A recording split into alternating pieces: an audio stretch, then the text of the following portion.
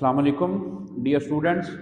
आज के लेक्चर में हम इलेक्ट्रॉनिक डिस्ट्रीब्यूशन या electronic configuration up to 30 elements जो हैं वो डिस्कस करेंगे।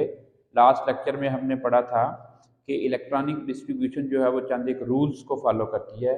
वो रूल्स ये थे कि किसी एक ऑर्बिटल के अंदर जो है मैक्सिमम नंबर ऑफ इलेक्ट्रॉन्स जो है वो 2 हो सकते हैं, चाहे एस है या पी है। तो पी के आगे 3 ऑर्बिटल हैं, p x, p y, p z. तो पी के अंदर एक्स जो है उसके अंदर 2 इलेक्ट्रॉन्स हो सकते हैं। तो दूसरा रूल हमने पढ़ा था कि किसी शेल के अंदर जो मैक्सिमम नंबर ऑफ इलेक्ट्रॉन्स हैं उनके लिए फार्मूला है 2n²। उस रूल के मुताबिक फर्स्ट शेल के अंदर 2 इलेक्ट्रॉन्स हैं, सेकंड के अंदर 8 हैं, थर्ड के अंदर 18 हैं। फिर 3 हमने 2 प्रिंसिपल पढ़े और एक रूल पढ़ा।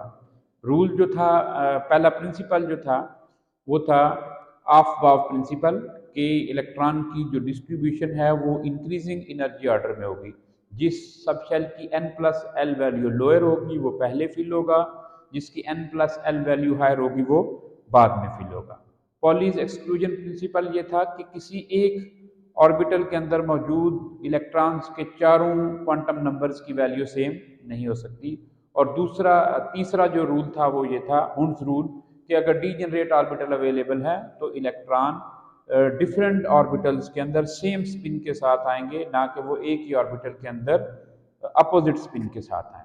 तो इन्हीं रूल्स को फॉलो करते हुए, इसी एनर्जी ऑर्डर को फॉलो करते हुए हम पहले 30 एलिमेंट्स की इलेक्ट्रॉनिक कॉन्फ़िगरेशन को डिस्कस करेंगे। तो हाइड्रोजन के पास एक ही इलेक्ट्रॉन है, तो हम यहाँ से देखेंगे कि पहला इलेक्ट्रॉन जो है वो किस सब शेल के अंदर आता है, वो 1s के अंदर आता है। एक इलेक्ट्रॉन है तो इसलिए मैंने हाफ एरो लिख दिया। एक इलेक्ट्रॉन की स्पिन या क्लॉकवाइज होगी या एंटी क्लॉकवाइज। अब हीलियम है तो हीलियम के 2 इलेक्ट्रॉन हैं 1s के अंदर, 2 इलेक्ट्रॉन दोनों 1s के अंदर आ जाएंगे। लिथियम लिथियम के पास 3 इलेक्ट्रॉन हैं, पहले 2 इलेक्ट्रॉन जो है वो 1s के अंदर आ जाएंगे, अब एक इलेक्ट्रॉन रिमेनिंग है। अब ऊपर से हम देखेंगे नेक्स्ट कौन सा सब शेल है, 2s, तो तीसरा इलेक्ट्रॉन जो है वो 2s के अंदर चला जाएगा। बेरिलियम के पास 4 हैं, तो बेरिलियम की इलेक्ट्रॉनिक कॉन्फ़िगरेशन होगी 1s2 2s2। बोरोन के पास 5 इलेक्ट्रॉन हैं, बोरोन की इलेक्ट्रॉनिक कॉन्फ़िगरेशन होगी 1s2 2s2। फिफ्थ इलेक्ट्रॉन के लिए p यूटिलाइज होगा। p 3 होते हैं, px, py और pz। इनमें से एक इलेक्ट्रॉन है वो किस में चला जाएगा, px के अंदर। कार्बन के पास 6 इलेक्ट्रॉन हैं, 1s2 2s2 2px 2py और 2pz। यहाँ पर हुंस रूल अप्लाई होगा। यहाँ पर दोनों इलेक्ट्रॉन जो हैं वो डिफरेंट ऑर्बिटल के अंदर सेम स्पिन के साथ आएंगे, ना कि वो एक ही ऑर्बिटल के अंदर अपोजिट स्पिन के साथ आए।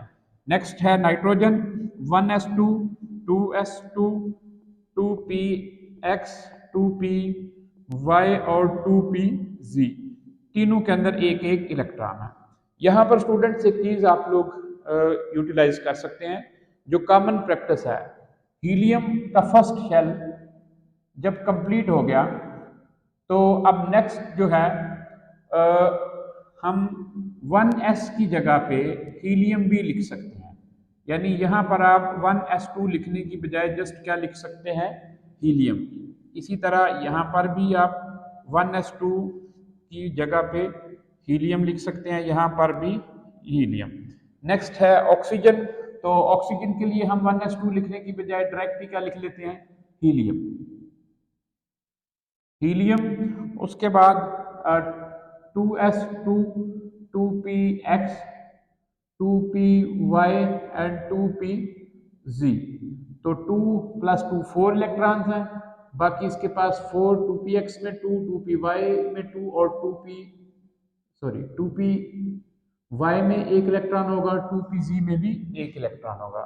फ्लोरीन के लिए एक इलेक्ट्रॉन जो है वो 2py में एडिशनल हो जाएगा, 2px2 2py2 और 2pz2।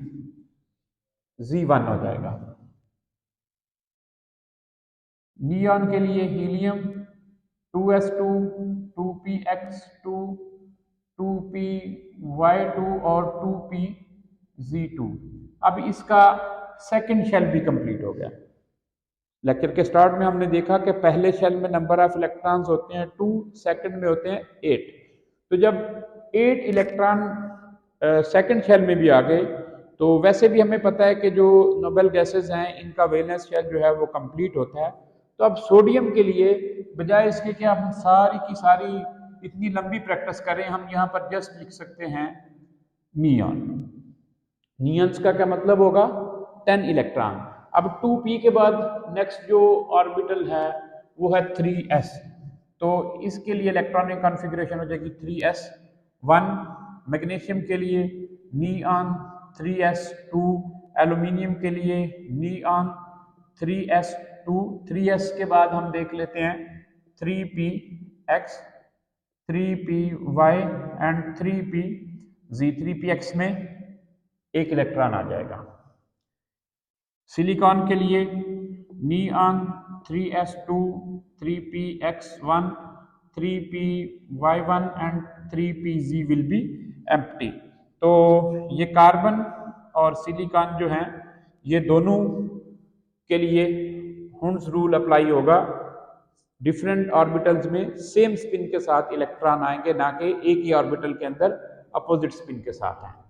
फास्फोरस, फास्फोरस के लिए भी neon 3s2, 3px, 3py and 3pz, तीनों के अंदर एक एक इलेक्ट्रॉन।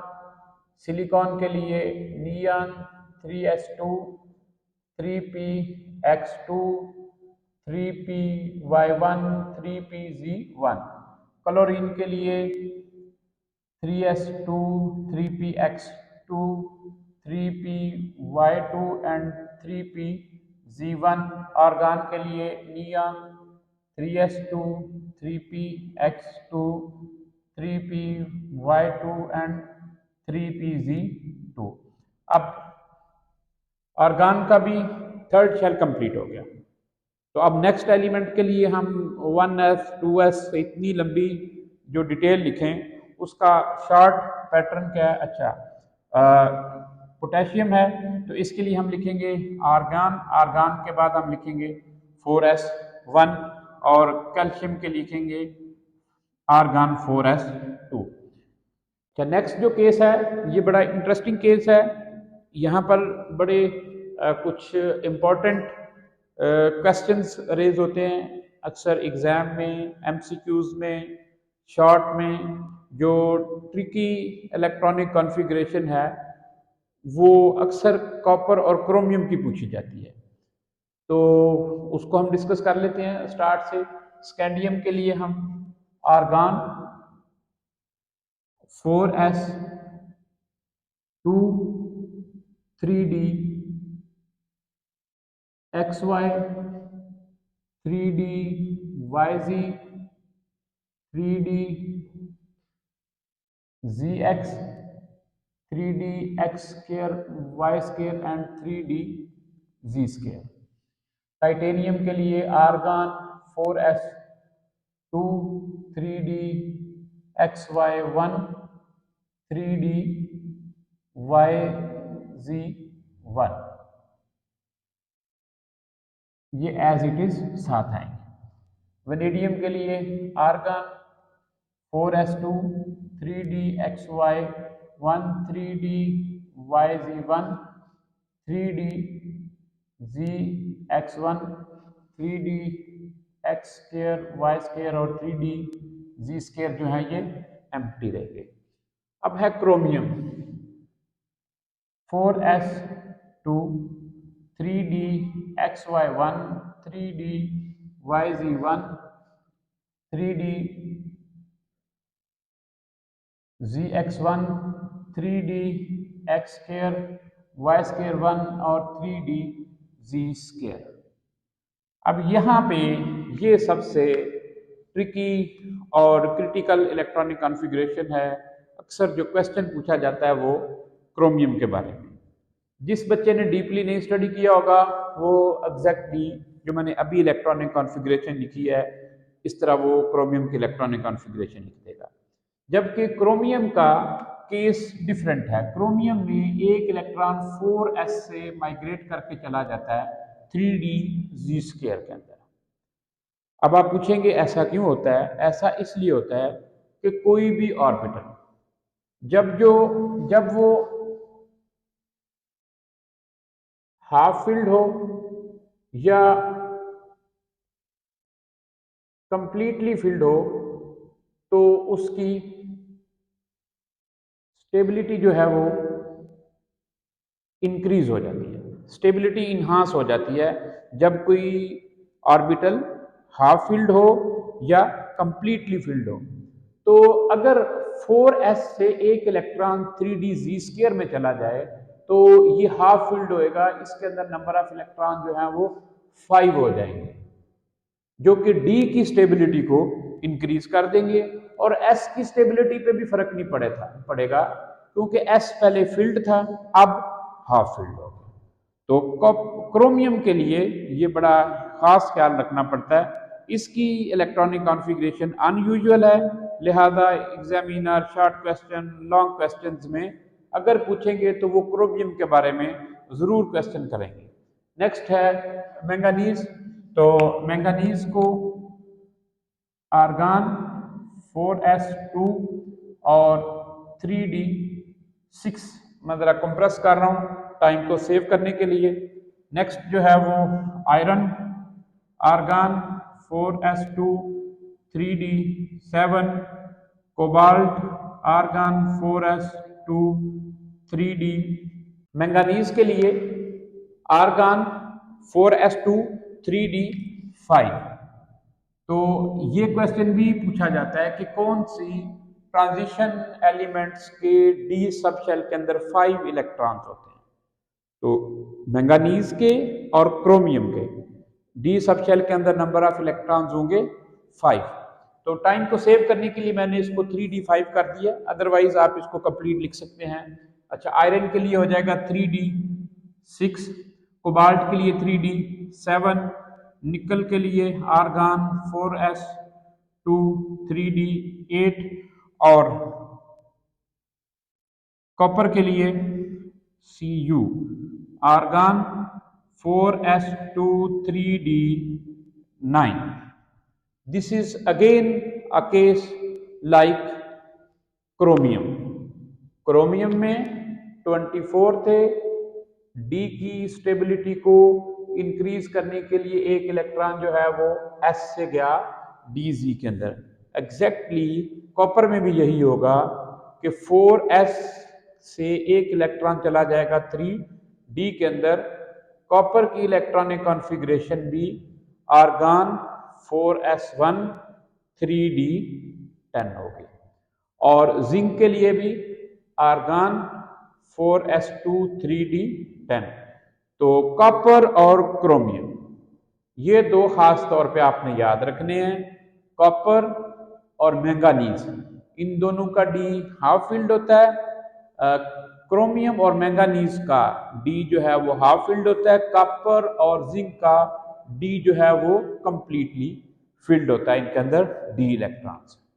अच्छा जी, तो ट्रांजिशन एलिमेंट्स की फर्स्ट सीरीज 3D सीरीज को हमने कंप्लीट कर लिया। अब हम नेक्स्ट 6 एलिमेंट्स तक जाते हैं।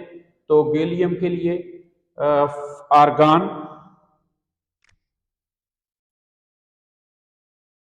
4s2 3d10 और अब हम देखते हैं कि 3d के बाद 4p 1 हो जाएगा। जर्मीनियम के लिए argon 4s2 3d10 4p2, arsenic के लिए आर्गन 4s2 3d10 और 4p3, argon 4s2 3d10 4p4, argon 4s2 3d10 4p5 और उसके बाद क्रिप्टॉन 4s2 3d10 4p6। अब जो 37th नंबर वाला एलिमेंट होगा उसके लिए हम इतनी लंबी हिस्ट्री नहीं लिखेंगे, उसके लिए हम जस्ट क्रिप्टॉन और क्रिप्टॉन के बाद 5s इलेक्ट्रॉनिक कॉन्फ़िगरेशन स्टार्ट कर देंगे। So that was all about electronic configuration and electronic distribution of electrons. तो मैं रिपीट कर देता हूँ कि हमें जो रूल्स इसमें फॉलो करने होते हैं, फर्स्ट रूल जो है वो किसी भी ऑर्बिटल के अंदर मैक्सिमम नंबर ऑफ इलेक्ट्रॉन्स जो हैं वो 2 हो सकते हैं। किसी शेल के अंदर नंबर ऑफ इलेक्ट्रॉन्स जो हैं वो 2n² को फॉलो करते हैं। किसी भी इलेक्ट्रॉन की फिलिंग में ऑफ बाउ प्रिंसिपल फॉलो होगा। n+l रूल के मुताबिक जिस ऑर्बिटल की एनर्जी कम होगी वो पहले फिल होगा, जिसकी एनर्जी ज़्यादा होगी वो बाद में फिल होगा। और अगर कहीं पे डीजनरेट ऑर्बिटल आ जाए तो इलेक्ट्रॉन डिफरेंट ऑर्बिटल में सेम स्पिन के साथ रहने को प्रेफर करते हैं। Thank you so much. मिलते हैं इंशाल्लाह नेक्स्ट लेक्चर में। अल्लाह हाफिज़।